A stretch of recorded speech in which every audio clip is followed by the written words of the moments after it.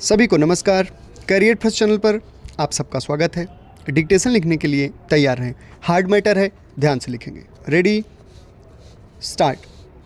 अप्रैल 2019 में 29.74% ग्रामीण मानते थे कि आर्थिक हालात बेहतर हैं, लेकिन मार्च 2021 में ऐसा मानने वाले सिर्फ 2.93% रह गए थे। वाहन उद्योग में भी ग्रामीण उपभोक्ता मांग में तेजी आई है। ग्रामीण वित्त विशेषज्ञों का मानना है अगले 5 वर्षों में ग्रामीण उपभोक्ता मांग में और तेजी आने की संभावना है। ग्रामीण उपभोक्ता मांग में बढ़ोतरी के कई कारक हैं, जिनमें ग्रामीण आय में वृद्धि प्रमुख है। विगत कुछ वर्षों में ग्रामीण जीवन स्तर में सुधार हुआ है।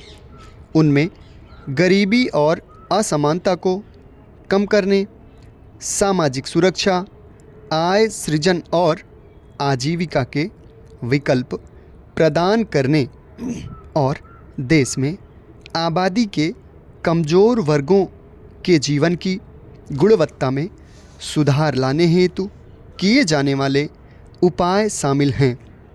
हाल में हुए ताज़ा सर्वेक्षण में बताया गया है कि ग्रामीण क्षेत्रों में उपभोक्ता मांग तेज़ी से बढ़ी है। लोकसभा चुनाव के दौर में धन के प्रवाह को भी इसकी एक वजह माना जा रहा है। इसी वर्ष जनवरी में ग्रामीण उपभोक्ता मांग का सूचकांक कम हो गया था, मगर चुनाव की घोषणा के बाद मार्च में तेजी आने लगी। रपट में यह भी कहा गया है कि ग्रामीण उपभोक्ता मानते हैं कि अगले 5 साल उनकी वृद्धि स्थिति और अच्छी बनी रहेगी।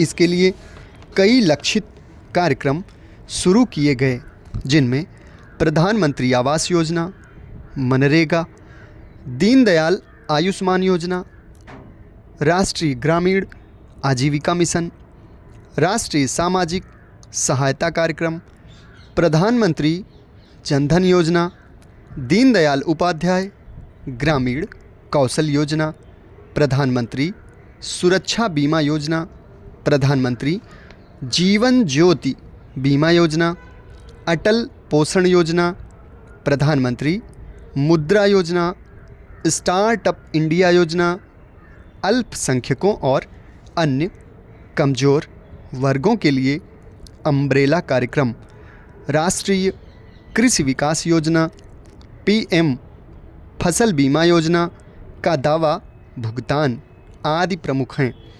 ग्रामीण उपभोक्ता आय में वृद्धि की दृष्टि से डीबीटी योजना सबसे महत्वपूर्ण है।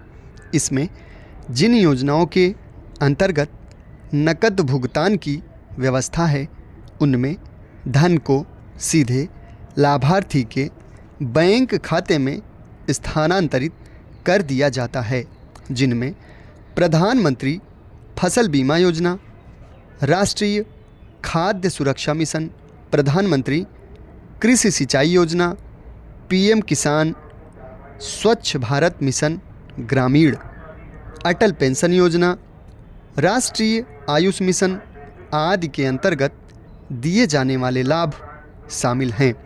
अभी भी देश के कई ग्रामीण और आदिवासी दूरस्थ क्षेत्रों में बैंकिंग सुविधा और सड़क संपर्क नहीं है। लोगों में आर्थिक साक्षरता की भी कमी है।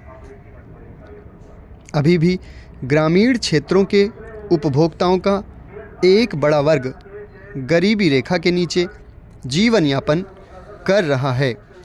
राष्ट्रीय नमूना सर्वेक्षण संगठन बुनियादी आवश्यकताओं को पूरा करने के लिए ग्रामीण या शहरी परिवार को आवश्यक न्यूनतम राशि अंतरण करने के लिए सर्वेक्षण करता है और उसके आधार पर जनसंख्या के गरीबी रेखा से ऊपर और गरीबी रेखा से नीचे यापन करता है।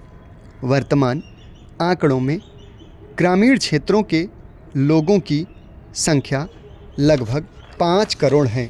समाप्त। धन्यवाद।